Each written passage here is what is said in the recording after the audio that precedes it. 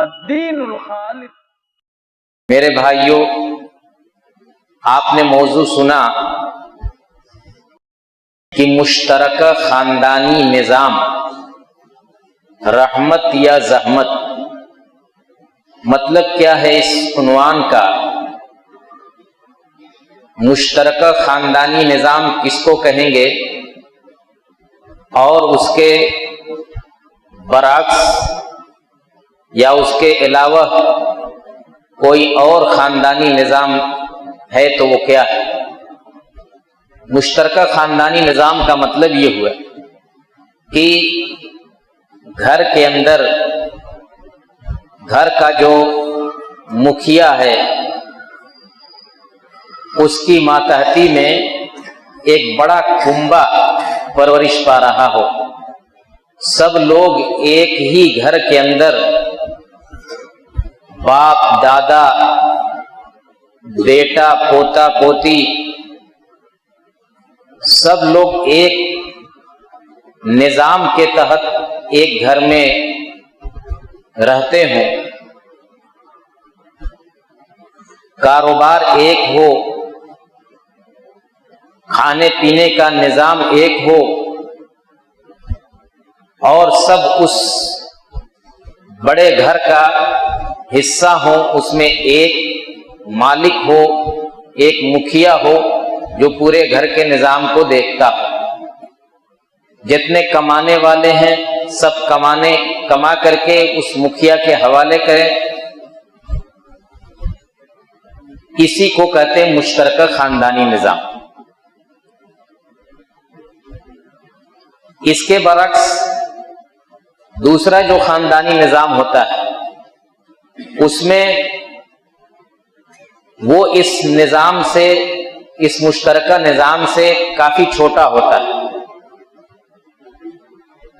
مطلب یہ کہ گھر میں نوجوان بچے ہیں، ان کی شادی کرنے کے بعد ان کا الگ سے گھر بسا دیا،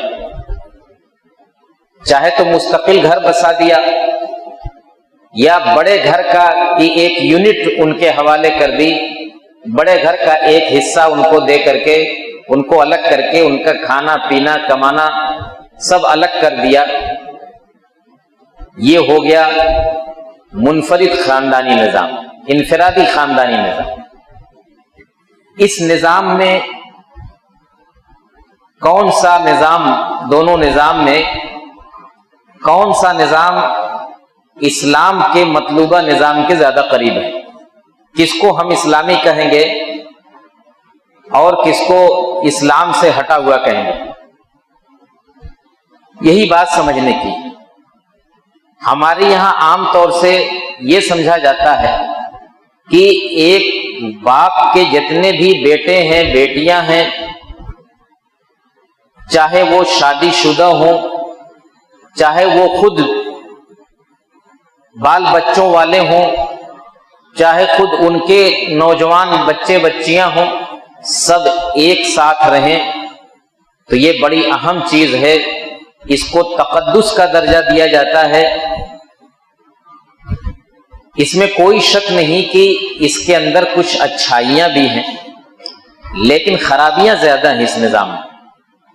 اچھائیاں کیا ہیں؟ سب لوگ اکٹھا رہتے ہیں، اجتماعیت ہے، اور آپ جانتے ہیں کہ اجتماعیت، اتحاد یہ اسلامی مطلوب ہے۔ اسلام اجتماعیت پر زور دیتا ہے، تو یہاں اجتماعیت ہے، سب لوگ اکٹھا رہ رہے ہیں، ایک نظام کے سب لوگ پابند ہیں۔ اسی طریقے سے اس کا ایک فائدہ یہ ہے کہ جب سب اکٹھا رہتے ہیں تو خاندان کا ایک وزن رہتا ہے، دوسروں کی نظر میں ایک مضبوطی رہتی ہے۔ لوگ ایسے خاندان سے، ایسے مضبوط خاندان سے ڈرتے ہیں، ان کا احترام کرتے ہیں، جبکہ جو الگ الگ یونٹ بنا کر کے رہتے ہیں، ظاہر بات ہے کہ اس نظام میں یہ مضبوطی نہیں۔ اسی طرح سے بظاہر ایک فائدہ یہ بھی ہے کہ اس میں جتنی بھی جائیداد ہے اور جتنی پراپرٹی ہے وہ سب اکٹھا رہتی ہے. الگ الگ ہوں گے تو یہ بٹ جائے گی. 10 بیگھے زمین ہے، 10 جگہ بٹ جائے گی، ایک بیگھہ، تو ظاہر بات ہے کہ وہ بات نہیں رہے گی جو اکٹھا رہنے. یہ سب بظاہر اس نظام کے فوائد ہیں، لیکن حقیقت یہ ہے کہ آپ تھوڑا گہرائی سے جائزہ لیں گے، اندر گھس کر کے دیکھیں گے، گھروں کا نظام دیکھیں گے.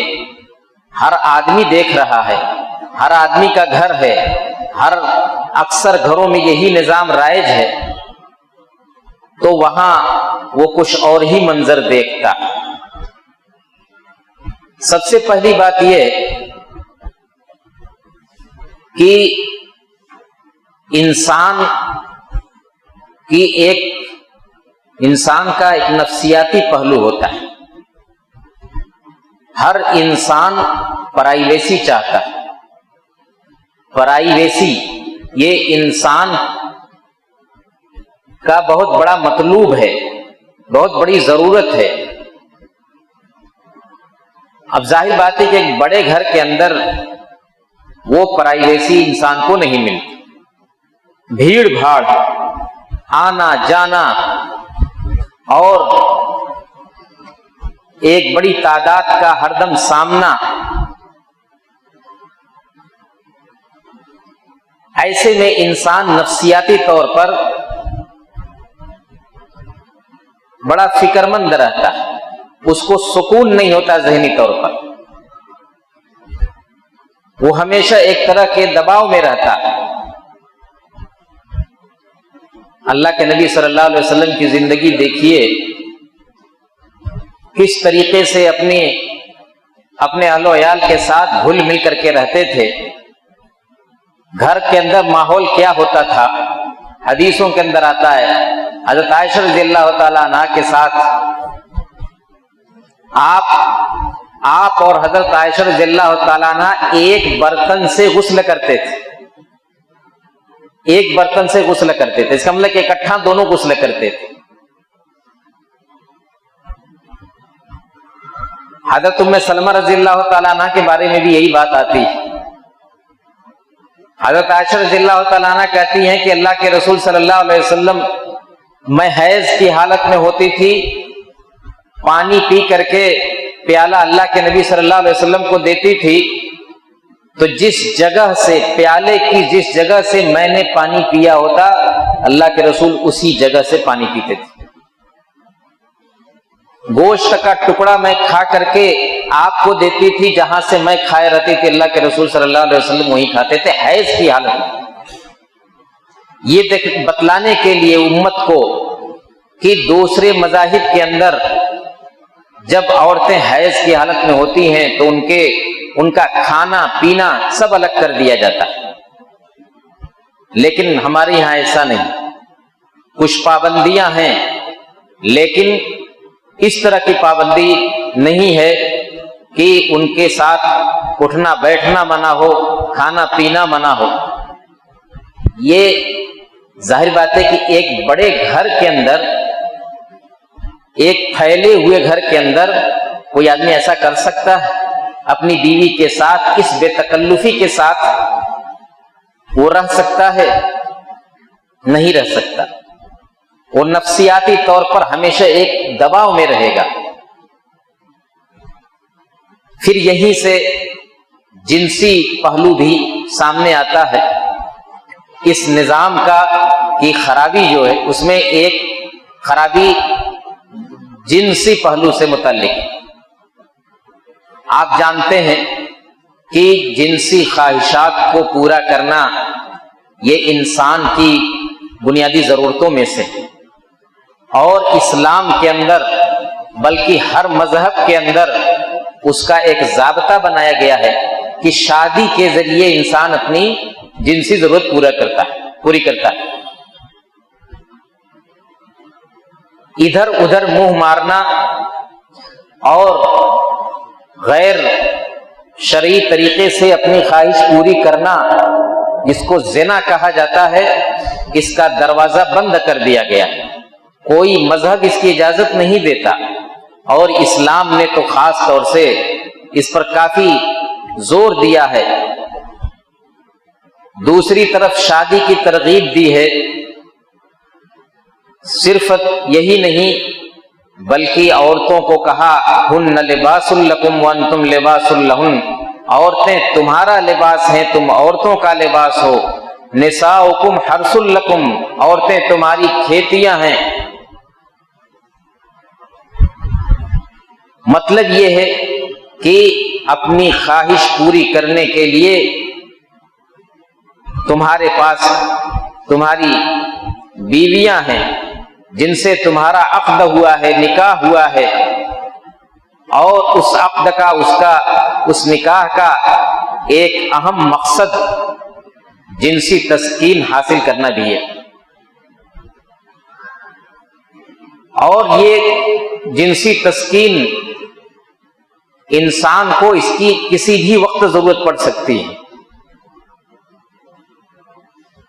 اب ایک بڑے گھر کے اندر آدمی رہتا ہے، بھیڑ بھاڑ میں، جہاں بھائی ہیں، بہنیں ہیں، بہویں ہیں، بھاوجیں ہیں. تو اس بھیڑ بھاڑ میں انسان کیا کر سکتا ہے؟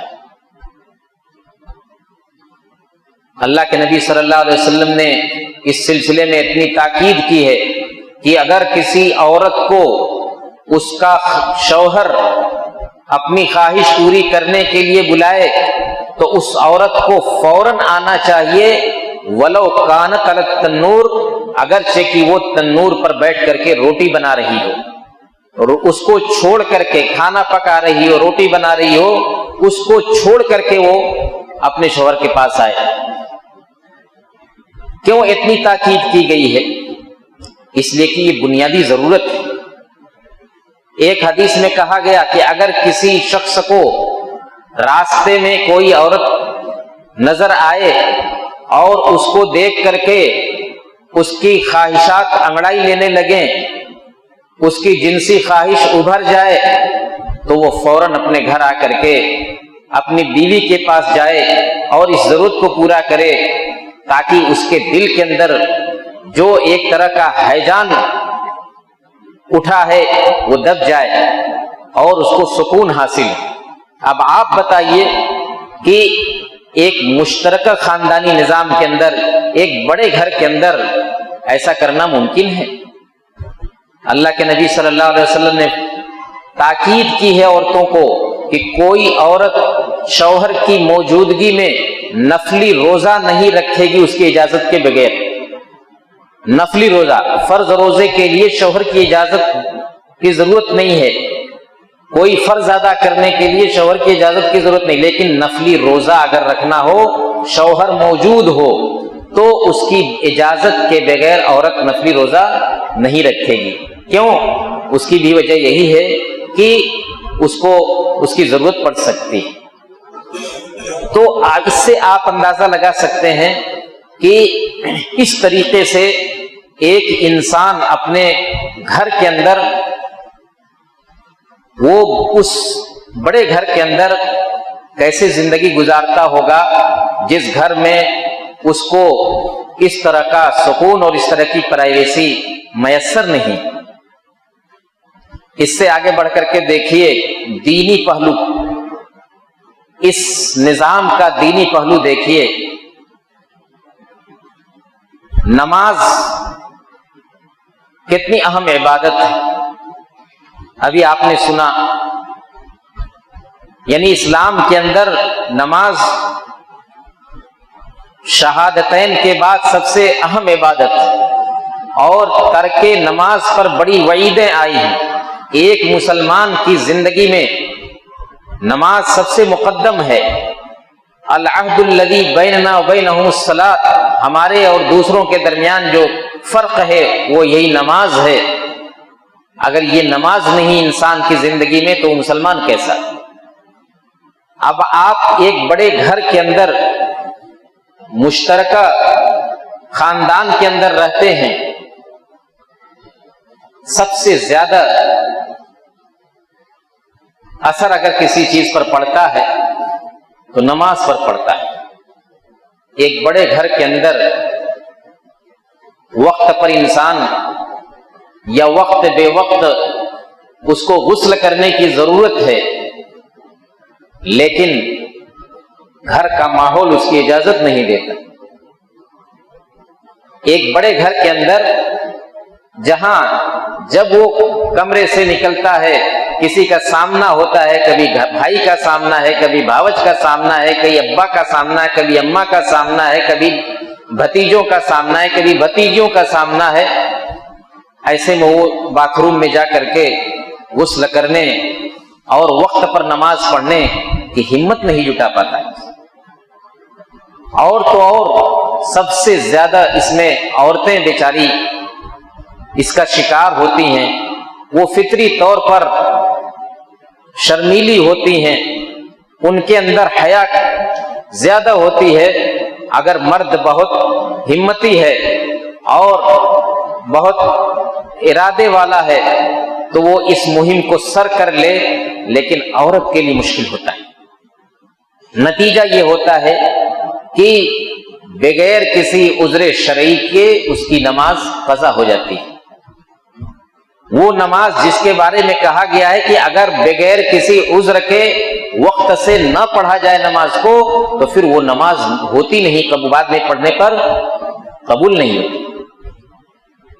یہ کوئی شرعی عذر نہیں ہے کہ اس کی وجہ سے نماز کو مؤخر کیا جائے، لیکن گھر کا ماحول ایسا ہے کہ انسان خاص طور سے عورتیں اس پر مجبور ہوتی ہیں۔ نماز بیچاری عورت یہی اپنے آپ کو تسلی دے کر کے رہ جاتی ہے کہ اب کیا کریں، ایسی مجبوری، اور حقیقت ہے بھلے نہیں کرنا چاہیے لیکن گھر کا ماحول ایسا کرنے پر مجبور کرتا ہے۔ تو سب سے زیادہ انسان کی جو ذمہ داری تھی اللہ کی عبادت کرنا، اس ماحول میں سب سے زیادہ وہ متاثر ہوتی ہے۔ اور انسان چاہتے ہوئے بھی، خواہش رکھتے ہوئے بھی، اللہ کا خوف دل میں رکھتے ہوئے بھی وہ اپنے آپ کو مجبور پاتا ہے۔ پھر اس سے آگے بڑھیے، معاشرتی اعتبار سے آپ دیکھیں گے کہ ہر گھر کے اندر، اس طرح کے بڑے گھر کے اندر جو نظام ہوتا ہے کھانے پینے کا، وہ ایک نظام ہے، ہر شخص اس نظام کا پابند ہوتا ہے۔ کھانے پینے کا جو مینو ہوتا ہے، جو گھر میں، بڑے گھر میں 25-50 افراد جہاں ہیں، ان کے لیے جو کھانا بنے گا اسی میں آپ کو بھی کھانا ہے، چاہے آپ کو پسند ہو نہ ہو۔ اب ظاہر بات ہے کہ سب کی پسند الگ الگ ہوگی تو سب کا تو الگ الگ کھانا بنے گا نہیں۔ چھوٹی یونٹ ہوتی ہے تو آدمی اپنی پسند سے یہ کام کر لیتا ہے، لیکن اس بڑے گھر کے اندر وہ نہیں کر سکتا ہے۔ وہ اسی نظام کا پابند ہے جس نظام میں کے تحت وہ رہتا ہے۔ نتیجہ کیا ہوتا ہے کہ اگر کسی کو کچھ کھانے کی خواہش ہے تو وہ پھر چوری چھپے اپنی اس خواہش کو پورا کرتا ہے۔ اپنے بال بچوں کو وہ کچھ کھلانا چاہتا ہے تو وہ چوری چھپے یہ ضرورت پوری کرتا ہے۔ اس طریقے سے وہ خیانت کا مرتکب ہوتا ہے، کیونکہ گھر کا نظام اس کی اجازت نہیں دیتا۔ گھر کا نظام اس بات کا تقاضا کرتا ہے کہ جو کچھ ہو اس میں سب لوگ شریک ہیں۔ اب ظاہر بات ہے کہ سب کو شریک کر کے یہ الگ سے کیسے اس کا انتظام کر سکتا ہے۔ تو یہ ایک سماجی خرابی جو بہت بڑی خرابی ہے، یہ بھی اس نظام کا ایک حصہ ہے۔ اسی طریقے سے جو مشترکہ چیزیں ہوتی ہیں، لیٹرین، باتھ روم وغیرہ، ظاہر بات ہے کہ ایک بڑے گھر میں وہ بھی مشترک ہی ہوں گی۔ آدمی جائے گا، کبھی کوئی داخل ہو رہا ہے، کبھی کوئی نکل رہا ہے، کبھی کسی کا سامنا ہے، کبھی کسی کا سامنا ہے۔ بالکل اسٹیشن پر، پلیٹ فارم پر جیسے ہوتا ہے، یا ٹرین کے ڈبے میں جس طرح سے ہوتا ہے کہ جب بھی آدمی جاتا ہے اپنی ضرورت پوری کرنے کے لیے تو معلوم یہ ہوا کہ دروازہ بند ہے، کبھی کوئی داخل ہو رہا ہے، کبھی کوئی نکل رہا ہے، کبھی کوئی لائن میں لگا ہوا ہے، انسان پریشان رہتا ہے۔ تو اس طریقے سے یہ بظاہر چھوٹی چھوٹی چیزیں ہیں، لیکن حقیقت میں یہ ہمارے لیے، ہمارے نفسیاتی طور پر، ایک انسان کی جو نفسیاتی طور پر جس طرح کی آزادی چاہتا ہے اور جس طریقے سے وہ زندگی گزارنا چاہتا ہے، وہ نہیں گزار پاتا ہے۔ اللہ کے نبی صلی اللہ علیہ وسلم کے بارے میں حضرت عائشہ رضی اللہ تعالیٰ عنہ سے کسی نے پوچھا کہ اللہ کے رسول صلی اللہ علیہ وسلم گھر میں کیا کرتے تھے؟ تو آپ نے فرمایا کہ کان یکون فی محنت اہلہ، کہ اللہ کے رسول صلی اللہ علیہ وسلم گھر والوں کے کام میں لگے رہتے تھے، یہاں تک کہ جب نماز کا وقت ہوتا تھا تو نماز کے لیے چلے جاتے تھے۔ یعنی اللہ کے رسول گھر میں رہتے تھے تو گھر والے آپ کے گھر میں کون تھا؟ آپ کی بیویاں تھیں، تو ان کے کام میں لگے رہتے تھے۔ وہ جو کام کرتی رہتی تھیں ان کے کام میں ان کا تعاون کر دیتے تھے۔ بکری کا دودھ دہنا ہے، کپڑے میں پیوند لگانا ہے، اور اس طرح کے چھوٹے چھوٹے کام، اس میں اللہ کے نبی صلی اللہ علیہ وسلم اپنی بیویوں کا ہاتھ بٹاتے تھے۔ آج کے زمانے میں عورتوں کے ذمہ کچھ اور طرح کے بھی کام ہیں۔ تو اب آپ یہ سوچئے کہ اس طرح سے ایک بڑے گھر کے اندر، مشترکہ گھر کے اندر، جہاں سب لوگ ہیں، کوئی اپنی بیوی کے ساتھ بیٹھ کر کے اس کے کاموں میں اس کا ہاتھ بٹائے گا؟ اس کی وہ ہمت کر سکتا ہے؟ اپنی بیوی کا تعاون کر سکتا ہے؟ اللہ کے نبی صلی اللہ علیہ وسلم کی اس سنت پر وہ عمل کر سکتا ہے؟ اپنے گھر کو، اپنے اہل و عیال کے ساتھ ہمدردی اور تعاون کا اس طرح کا معاملہ کر سکتا ہے؟ ظاہر بات ہے کہ وہ اس مشترکہ خاندانی نظام میں نہیں کر سکتا۔ ایک پہلو مالیات سے بھی متعلق ہے کہ اس نظام کا تقاضا یہ ہوتا ہے کہ گھر کے جتنے بھی افراد ہیں جو کمانے والے ہیں وہ کما کر کے لائیں اور سب کچھ گھر کے مکھیا کے حوالے کر دیں۔ اب وہ اپنے حساب سے گھر کا نظام چلاتا ہے۔ اس سلسلے میں بھی انسان کی فطرت ہے کہ انسان جو کچھ کماتا ہے وہ اس کا مالک خود بننا چاہتا ہے، اس کا مالک خود بننا چاہتا ہے، اس کو اپنے اوپر خود سے وہ خرچ کرنا چاہتا ہے، اپنے اوپر، اپنے بال بچوں کے اوپر خود سے خرچ کرنا چاہتا ہے، لیکن گھر کا نظام اس کی اجازت نہیں دیتا۔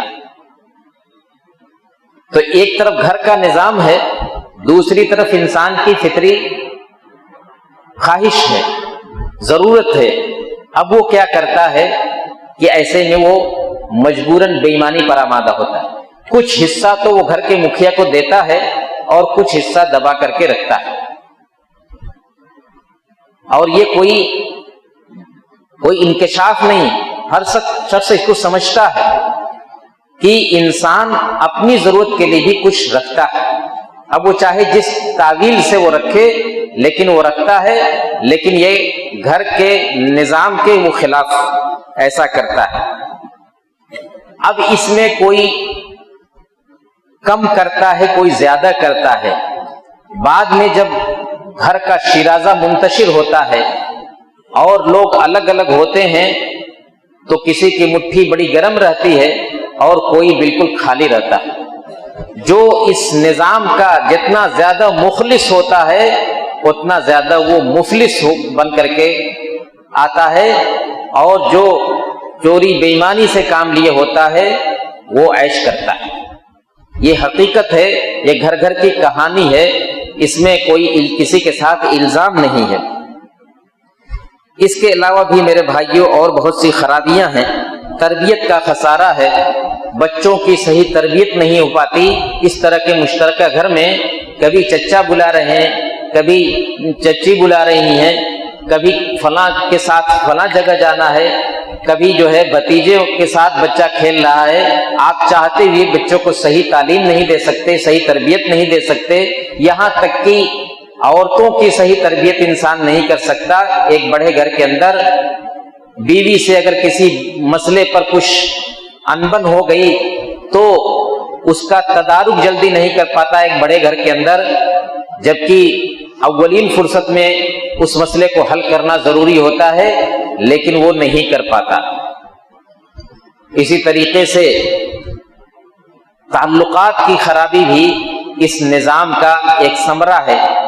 آپ جانتے ہیں کہ آدمی جہاں ڈھیر سارے لوگ اکٹھا رہتے ہیں، بار بار جن سے آمنا سامنا ہوتا ہے، تو اس کی ہر کمی، ہر خرابی انسان کی نگاہ میں ہوتی، تو اس کی کوئی عزت اس کے یہاں نہیں رہتی. جو کچھ تھوڑی تھوڑی چیزیں، چھوٹی چھوٹی خرابیاں، اس کی چھوٹی چھوٹی کوتاہیاں انسان کی نظر میں ہوتی ہیں، اور اس کی وجہ سے اس سے تعلقات اچھے نہیں رہتے. جبکہ یہی جب الگ الگ رہتے ہیں، لوگ دور دور رہتے ہیں، فاصلے پر رہتے ہیں، ہر لمحے سامنا نہیں رہتا، تو اس طرح کی کمیاں کوتاہیاں سامنے نہیں ہوتی، تو اس سے محبت رہتی ہے اور انسان دوسرے کی قدر کرتا ہے، احترام کرتا ہے. یہ صرف گھر کے اندر نہیں، کسی بھی بڑی جگہ میں آپ دیکھ لیں گے، کسی مدرسے میں دیکھ لیجئے، کسی اسکول میں دیکھ لیجئے، کسی بھی جگہ جہاں زیادہ لوگ رہتے ہیں تو ایک دوسرے کے کا ہر دم آمنا سامنا ہونے کی وجہ سے ان کی قدر و منزلت نہیں رہتی. جبکہ دوسروں کو جب وہ زیادہ دن پر دیکھتا ہے، وہ جیسا بھی ہو لیکن اس کو سمجھتا ہے بڑا پاک صاف انسان، بڑا اچھا آدمی ہے. حالانکہ گہرائی میں جا کر کے دیکھے تو ان لوگوں سے کہیں گیا گزرا وہ انسان ملے گا جن کے تعلق سے یہ بدظن رہتا ہے. تو یہ بھی اس نظام کی خرابی ہے. ہم لوگ یہ سمجھتے ہیں کہ اکٹھا رہنے سے محبت زیادہ ہوتی ہے. یہ صحیح بات ہے کہ اکٹھا رہنے سے محبت زیادہ ہوتی ہے، لیکن آپ جائزہ لیں گے تو آپ کو نظر آئے گا کہ یہ محبت، یہ نام نہاد محبت، عام طور سے نام نہاد محبت ہوتی ہے. حقیقت میں اکٹھا رہنے سے وہ بات نہیں ہوتی جو تھوڑا فاصلے پر رہنے سے ہوتی ہے.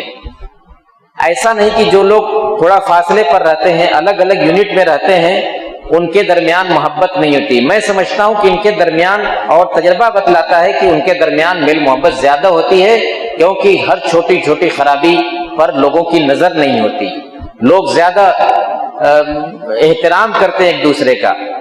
البتہ اس میں ایک سوال یہ ہوتا ہے کہ گھر کے جو بڑے ہیں، مثال کے طور پر والدین ہیں جو معمر ہو چکے ہیں، جن کو خدمت کی ضرورت ہے، تو ان کا کیا ہوگا چھوٹے خاندان میں؟ تو ظاہر بات ہے کہ یہ کوئی ایسا مسئلہ نہیں ہے. انسان چاہے تو الگ الگ یونٹ میں رہ کر کے بھی والدین کی خدمت کر سکتا ہے، اور اگر نہیں کرنا چاہتا تو اکٹھا رہ کر کے بھی وہ نہیں کرے گا. ایک گھر میں کئی بھائی ہوتے ہیں، آپ دیکھ لیجئے کہ کوئی بھائی ایسا ہوتا ہے کہ جس کو اپنے ماں باپ سے کوئی مطلب نہیں رہتا اکٹھا رہنے کے باوجود، اور اسی گھر میں کچھ بھائی ایسے ہیں جو اپنے ماں باپ کی خدمت میں دن رات ایک کیے رہتے ہیں.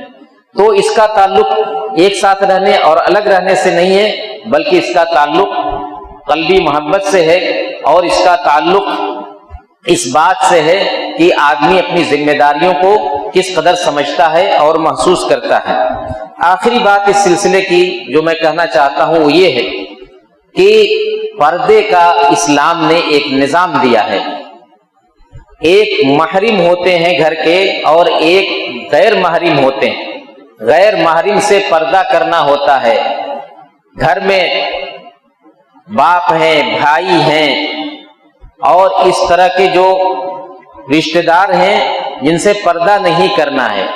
اس کے علاوہ جو دوسرے لوگ ہیں گھر کے اندر، دیور ہیں اور بھتیجے ہیں اور اس طرح کے بہت سارے، بڑے گھر کے اندر بہت سارے لوگ رہتے ہیں جن سے پردہ کرنا ضروری ہوتا ہے۔ اب آپ ایک بڑے گھر کے اندر مشترکہ رہتے ہیں،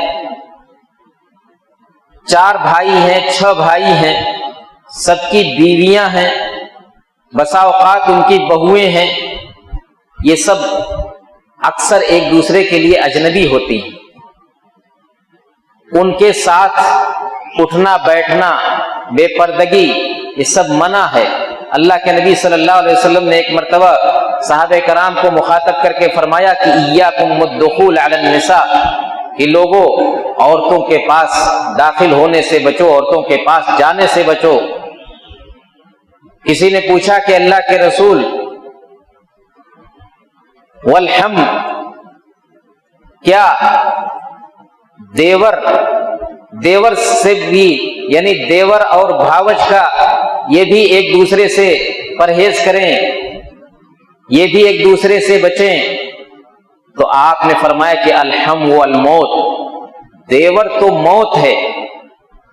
دیور اور اس طرح کے جو رشتہ دار ہوتے ہیں ان کے بارے میں کہا کہ یہ موت ہے، یعنی سب سے زیادہ فتنے کی چیز۔ آپ تصور کیجئے گھروں کے اندر اس طرح سے، بڑے گھر کے اندر جہاں کئی فیملیاں رہتی ہیں، جہاں دیور اور بھاوج کا ہر دم آمنا سامنا ہوتا ہے، اس کی وجہ سے کتنے فتنے پیدا ہوتے ہیں اور کتنی رسوائیاں ہوتی ہیں بہت سارے گھروں کی۔ تو یہ ایک بڑے مشترکہ فیملی کا، جوائنٹ فیملی کا ایک نقصان یہ بھی ہوتا ہے کہ اس فیملی کے اندر پردے کے جو تقاضے ہیں، وہ تقاضے پردے کو تو چھوڑیے بلکہ وہ جو تخلیے کی بات کہی گئی ہے کہ ایک عورت ایک مرد کے ساتھ، اجنبی مرد کے ساتھ کبھی خلوت میں نہ رہے، اس طرح کے خلوت کے مواقع بار بار گھروں کے اندر آتے ہیں اور بسا اوقات یہ مواقع انسان کو برائی پر آمادہ کرتے ہیں۔ کہنے کا مطلب یہ ہے کہ مشترکہ خاندانی نظام کے کچھ فوائد بھی ہیں لیکن نقصانات زیادہ ہیں۔ دوسری بات یہ کہ مشترکہ خاندانی نظام ہی میں صرف محبت اور الفت نہیں ہوتی، بلکہ آدمی الگ الگ یونٹ میں رہ کر کے بھی الفت اور مودت قائم رکھ سکتا ہے۔ اللہ کے نبی صلی اللہ علیہ وسلم نے اپنی بیویوں کے لیے الگ الگ گھر بنائے تھے۔ قرآن میں بیوتن نبی کہا گیا ہے، وَاذْكُرْنَ مَا يُتْلَى فِي بُيُوتِكُنَّ، ازواج مطہرات کو مخاطب کر کے کہا کہ تمہارے گھروں کے اندر صرف ایک بیت نہیں کہا، بیوت کا، اور کہا کہ وَقَرْنَ فِي بُيُوتِكُنَّ، اپنے گھروں کے اندر جمی رہو، اور فرمایا کہ لَا تَدْخُلُوا بُيُوتَ النَّبِيِّ إِلَّا أَن يُؤْذَنَ لَكُمْ، نبی کے گھروں میں نہ جاؤ جب تک کہ تم کو اجازت نہ دی جائے۔ اور حجرات کہا گیا، سورہ حجرات کے نام سے پوری ایک سورہ ہے۔ اللہ کے نبی صلی اللہ علیہ وسلم کے گھروں کے بارے میں کہا گیا ان الذین ینادونک من وراء الحجرات اکثرهم لا یعقلون، کچھ بدو کچھ دیہاتی آتے تھے اور ان گھروں کے پیچھے سے آواز لگاتے تھے، ان کو معلوم نہیں ہوتا تھا کہ اللہ کے رسول اس گھر میں ہیں کہ اس گھر میں ہیں کہ اس گھر میں ہیں، تو وہ آواز لگاتے تھے۔ تو اس سلسلے میں یہ سورہ نازل ہوئی اور بتلایا گیا کہ یہ لوگ ناسمجھ لوگ ہیں جو آپ کے گھروں کے پیچھے سے آواز لگاتے ہیں۔ تو ہمیں کوشش کرنی چاہیے اس نظام کو تقدس کا درجہ نہیں دینا چاہیے، یہ نہیں سمجھنا چاہیے کہ اسلام اس نظام کی حوصلہ افزائی کرتا ہے یا اس کی ترغیب دیتا ہے۔ ایک خرابی اس میں یہ بھی ہے کہ بسا اوقات گھر کا جو بڑا ہے وہ گزر جاتا ہے، باپ ہے یا دادا ہے وہ گزر گئے، لیکن اس کے باوجود ان کے لڑکے اور ان کے پوتے پھر بھی اکٹھا پورے نظام کو چلا رہے ہیں، جبکہ یہ تاکید ہے کہ کسی کے گزرنے کے بعد اس کی جائیداد اس کے ورثہ میں بٹ جاتی ہے، اس کے ورثہ میں فی الفور اس کو تقسیم کر دینا چاہیے۔ انسان کے مرنے کے بعد اب وہ ختم ہو گیا، اب وہ اس نے جو کچھ چھوڑا یہ سب اس کے بچوں کا حصہ ہوا، تو یہ حصہ بٹ جانا چاہیے۔